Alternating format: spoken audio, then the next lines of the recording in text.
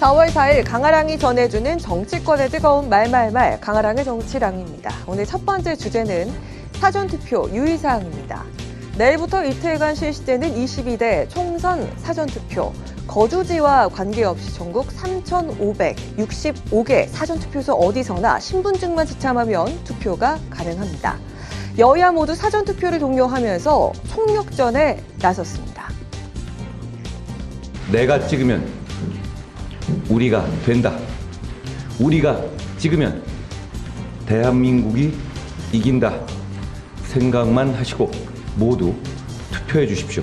남들 이야기에 불안해하면서 투표장에 가지 않거나 명백한 범죄 혐의자들 잘못하고도 뉘우치지 않고 사퇴도 안 하는 철면피 후보를 찍는다면 그건 대한민국을 나락으로 밀어내는 선택입니다.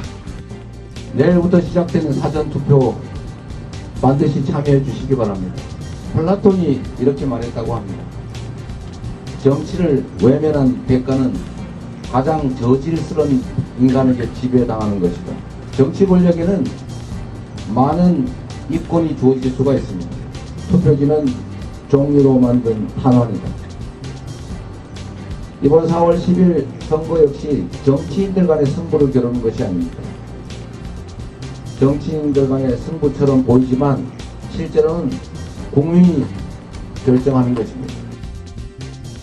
한동훈 위원장은 254명의 후보들 전원이 모두 사전투표를 할 것이라고 밝혔고 이재명 대표 또한 비례정당 후보들과 함께 대전에서 사전투표를 할 예정입니다. 이번 총선 사전투표는 4년 전보다 보안이 특히 강화됩니다. 일부 유권자들이 우려할 수 있는 투표소 내 불법 카메라 설치에 대해선 선관위가 전국 특별 점검을 마쳤고 무엇보다 눈에 띄는 건 24시간 운영되는 CCTV입니다. 사전투표한 보관 장소를 CCTV로 24시간 찍고 있어서 국민 누구나 각시도 선관위 외부에 설치된 전광판을 통해 실시간으로 영상을 볼 수 있습니다. 특히 주의해야 하는 점은 투표 인증 촬영입니다. 기표소 내부에서 투표지를 촬영하는 행위는 금지돼 있으므로 주의해야 합니다. 만일 이러한 선거법 위반 행위를 할 경우 공직선거법에 따라 2년 이하의 징역이나 400만 원 이하의 벌금에 처할 수가 있습니다. 하지만 투표소 밖에선 손가락 기호 사진도 촬영할 수가 있고 이 사진을 SNS에 공유하는 것도 무방합니다.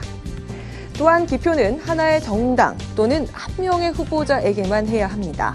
투표 시 무효표가 되지 않도록 주의해야겠습니다. 기표를 잘못하거나 투표 용지를 훼손하는 등 유권자 본인이 실수한 경우엔 투표 용지를 다시 받을 수 없다는 점 반드시 기억하시기 바랍니다. 비례대표 투표 용지는 정당 간 사이 여백이 작기 때문에 특히 주의가 필요하겠죠. 여야 모두 지지층 결집을 위해서 사전투표 독려에 총력을 다하고 있습니다. 과연 역대 최고 사전투표율이 또 한 번 경신될 수 있을지 관심이 모아지는데요. 소중한 나의 권리, 한 표의 힘을 꼭 발휘하시길 바랍니다. 두 번째 주제, 전직 대통령의 선거 운동입니다. 문재인 전 대통령이 총선을 앞두고 광폭 행보를 보이고 있습니다. 파란 점퍼를 입고 선거 지원에 본격적으로 뛰어든 모양새인데요. 사흘 전 자신의 옛 지역구인 부산 사상구를 찾은 데 이어서 부산, 금정구, 울산, 그리고 오늘 창원 방문까지 나흘 연속 부울경 야권 후보들의 선거운동을 도우면서 지지층 결집에 나섰습니다. 이처럼 근처 지역을 도는 조용한 응원이라고 하기엔 매번 발언 수위가 꽤 높았습니다. 후진국 등의 표현을 써가면서 정권 심판론에 더 힘을 실었습니다. 역대 대통령이 퇴임 후 가급적 현실 정치와 거리를 두는 것과는 상반된 행보라는 평가가 이어지고 있습니다. 기억력이 나쁘신 것 같습니다. 우리가 생각하는 최악의 정부는 바로 문재인 정부였습니다. 선거 너머의 지금 대한민국의 외교나 특히 경제에 대해서 아마 잠이 안 오실 거예요. 민주당을 중심으로 누구라도 모두가 힘을 모아서 정권 심판의 이 흐름을 이어가야 된다는 차원이고 훨씬 더 고민이 깊으신 표현이죠. 문 전 대통령의 이 같은 광폭 행보에 박근혜 전 대통령도 지원 유세에 나서는 게 아니냐는 전망이 나오기도 했죠. 이른바 선거의 여왕으로 불렸던 박 전 대통령. 애초 지원 유세를 검토하다가 전국 표심에 영향을 미칠 수 있다는 판단에 일정을 취소한 것으로 전해지고 있습니다.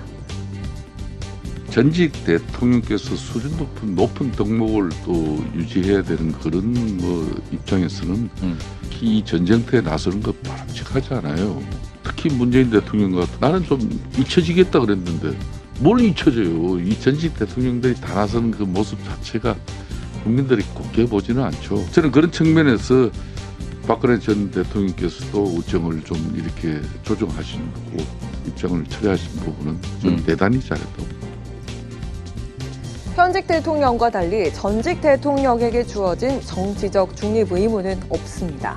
하지만 영향력이 적지 않은 상징성을 띠는 만큼 현실 정치 개입에 대한 비판적인 시각도 나옵니다.